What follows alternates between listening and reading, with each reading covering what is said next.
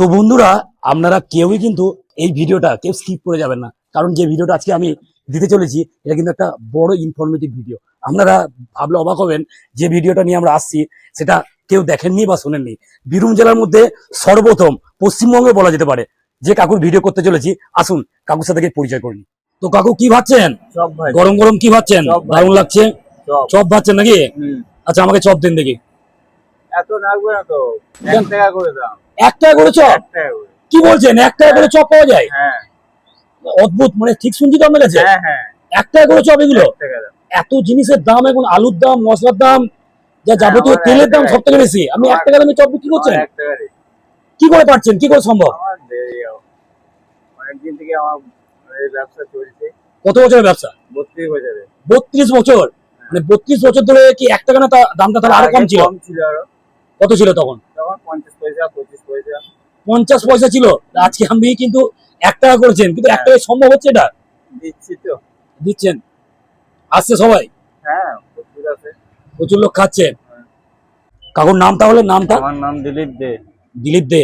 তো কাকু এখানে গরম গরম চপ ভাজছে, যার মূল্য মাত্র 1 টাকা। আপনারা অবাক হয়ে যাবেন, মানে এখন দ্রব্যমূল্যের বাজারে জিনিসপত্রের দাম যেভাবে হু হু করে বাড়ছে, কাকু কিন্তু সেই 1 টাকা দিয়ে পড়ে আছে।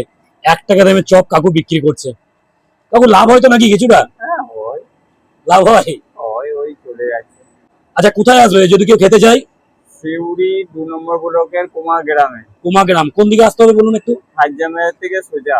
আর্জেন্ট বাজার থেকে সুজা। হ্যাঁ আচ্ছা, ওখানে এলেই আপনার 1 টাকা দামের সেই হ্যাঁ, ফেমাস চপ খেতে হবে। একদম। আচ্ছা, চপ ছাড়া আর কিছু পাওয়া যাচ্ছে নাকি?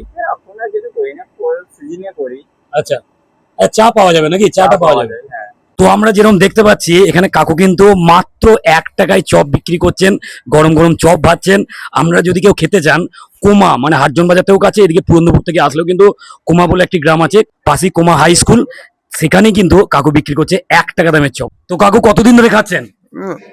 অনেকদিন দেখাই। কেমন লাগছে? ভালো লাগছে। কত দাম?